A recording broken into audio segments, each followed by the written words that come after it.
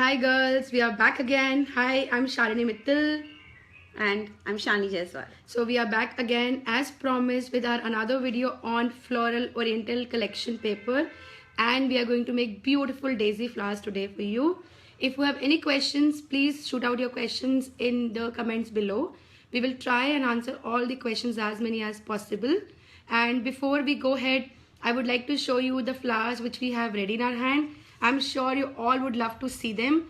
So here is a glimpse, and I am just switching over the camera because the light is not really letting it show properly. So just give me a second, and here are the flowers which you see. Yes, these are the flowers which you're gonna make today with us. So we'll be showing you one flower out of the same, and you can really go ahead and make the size of the bunch as per your own need. So I would just take it over in my hand and give you a glimpse. I'm sure you all can see now. Okay, so here is our floral oriental collection paper. Most of you have used it and you have really appreciated as well. Thanks a ton for all your support, all your love. Now we are heading over to our demonstration. If you have any questions, please feel free to shoot out the questions in the comment. So now we are starting with our delightful daisies stamp, and what we have done is we have already stamped them and pre-cut them in the sizes. So we have taken the medium size. Size is completely your choice. We have chosen the medium size. What we are doing is, after stamping them with potting soil, that's an archival ink by Ranger, we are just taking our another archival ink, that is leaf green. Along with the leaf green, we have taken a finger dauber. We are just dipping the finger dauber, rubbing it little on the top of the archival ink, and just going round and round, round and round in the center. Make sure you just take the ink once and make the center darker and the edges a little lighter. Yeah. Okay. So now at the back, since these are three-dimensional flowers, you cannot skip the back of the flowers for sure. So once you are done with the coloring, we are switching over to another ink. Let it put this ink to rest. Pick up the another one. That's the ink which is known as saffron, again by Ranger. That's another archival ink. Now this time we are taking a blending tool. We prefer to use round blending, but there is no harm if you use a rectangle blending tool as well. We feel a little comfortable with our round one. Starting from the edges, going inwards, making sure there is a space in between for a little white to rest on, so that the green and the yellow doesn't really merge together. There is a little brighter area which is there in between. Yeah, if you see, we are done on the edges. If anybody wants to know what we are using at the back, so that is the craft mat, again by Ranger, that's known as craft sheet, available at Crafters Corner. Archival links are also available at Crafters Corner. What we have used is floral oriental collection paper. Since we talked about that these are three-dimensional flowers, you cannot skip the back of the flowers. So we are doing the center and the back in the same manner the way it is done on the front. Yeah, once you are done, we're just keeping our inks aside. We are taking all of these three petals, layers, whatever you call, putting them in water and dipping them. As it is oriental paper, it's not gonna absorb too much of water. We will just keep it in the bowl for 30 seconds, and to utilize the time in between, we are just going to take a bunch. So we have taken a bunch of a pollen. We are just dividing it in half, but before we divide it into half, if you see, we are just pulling the pollen in an uneven manner, because that gives you a flower a beautiful and a natural look. If your pollens are equal, then you might not get that beautiful blossom effect in the center. Now we have taken a floral wire, which is like 24 gauze. That's the number of the wire. We have to keep the wire almost ½ inch up. So if you see the center carefully, we are just pulling the wire ½ inch up. Once you have done that, hold it tightly. Take the thread. We prefer to use the normal threading thread which is available in the market, and on a count of 1, 2, 3, 4, just pull it so that the moment you pull it, if you see, this starts blossoming, you know. So look at the feel of the pollens, they get spread. Yeah, then again you go ahead and make a knot. So if you're not comfortable knotting this way, you can choose to knot in another way, that is up to you. Once you have done so, you can pick up your floral tape, green floral tape, which has been pre-cut already by us, just to save a little time. Thanks girls for appreciating, for all your likes, for all your loves. This really gives a lot of, you know, boost to our morale. Thank you so very much. Now we're just going till down, covering the entire stem and just making sure it's done till bottom. We'll take it off. Once you're done, spread the pollens a little. I would like to show you a close-up in case if you can't. Please excuse for all the mistakes. Please excuse for all the not having the proper lightings and everything. I'm really sorry, but I'm sure now you can make it out how the pollens look like. Once you're done, we are back to our flower petals, the layers. We are using a towel, keeping them separately in the towel just to make sure that excess water is completely gone. Press it a little. So once you are done, just clean up your mat and get your embossing pad on the top. So once your embossing pad is ready, we will start with our embossing tools. Today, as we have talked about, we have 3 tools. One is a small, one is a medium, one is a large. So as we say, these are all golf tools with lines. If you can see the lines. Yes, very soon we are coming up with the tools in the store. So once you have taken the tools, the first and the second, the small and the medium. This time we have skipped the larger one because we have chosen the medium size. So we are very happy with the first 2 smaller sizes. So now we are taking our petals back, the layers, keeping them upside down on the embossing pad. As discussed last time, Parga Soft is a must. Yes, Parga Soft is gonna be in the store very soon. This is the product which is used for parchment. Maybe just in another 4 to 5 days, we should have Parga Soft available in the stock. Now what we are going to do is we are going to start embossing them with 1 petal, starting from the outside edge towards inside. So if you see how they are curling up, yeah, this is how it is ready. Now if you want a little more cupping, we are using another small tool. So that's a complete choice of yours. There is no hard and fast rule of actually having 2 tools with you.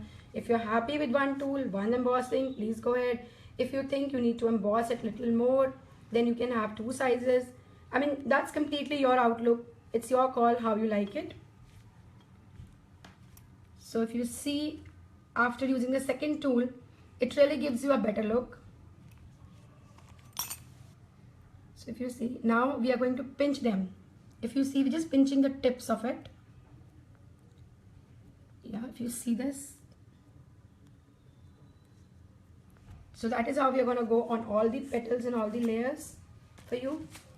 Now once you have done it, we are going to heat set it. So we are heat setting it because the moment you heat set it, it becomes harder and also it dries faster. Just give me a second, my heat gun is giving me a trouble time. Okay, so it's on now. If you closely look at the flower, it shrinks at the time of heat setting.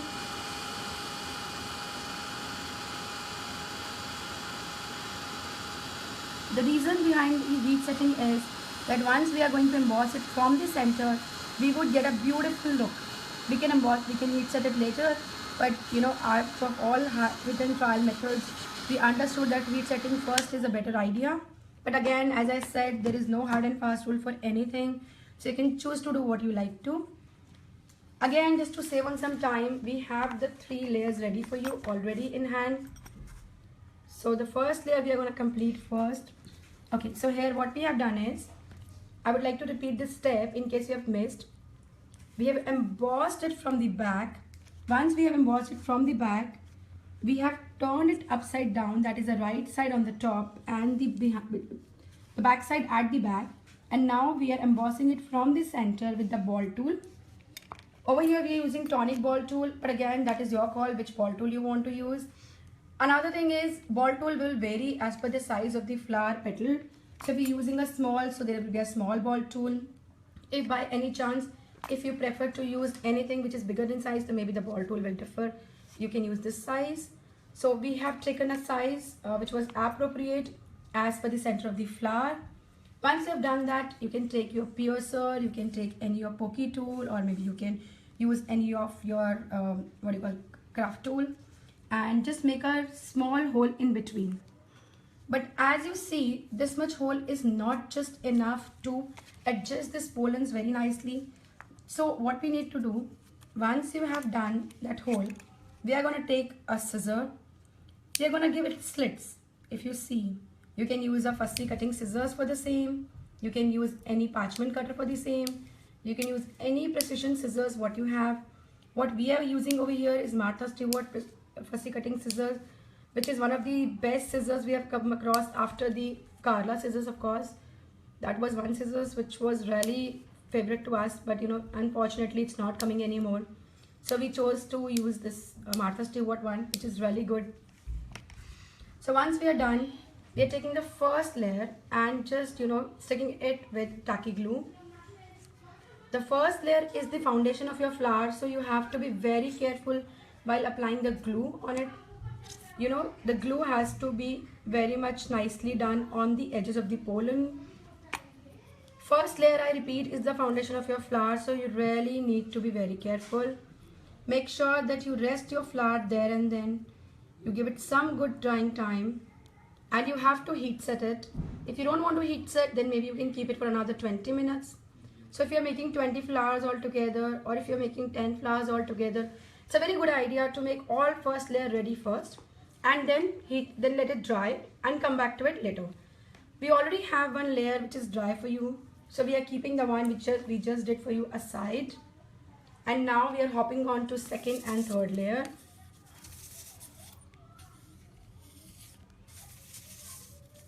Okay, so my tacky glue is giving me a tough time. I'm sorry for the same.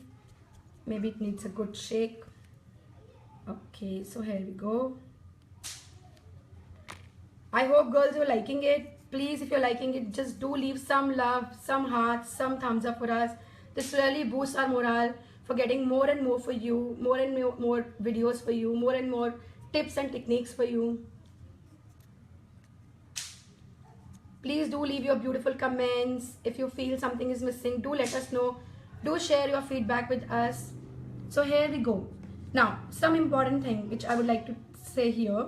Once you have done with the first layer, always make sure that your second layer is always alternate. So if your first layer is this, okay, so second layer has to come in between the gaps. So if you see here, the first layer cannot rest on the second layer. It has to go a little alternate, because the more alternate it goes, the more volumetric flower you get in your hand. So this is the second layer again. Once you are fully satisfied that it is done, but I think we are taking a little time because we are not happy with the position of the second layer. Once it is done, we are hopping on to our heat gun once more, letting it dry a little so that it doesn't give us troubling time while setting on the third layer. Okay, so here we go with the third one. Please excuse me for all the noise. Okay, so here we go with our third layer.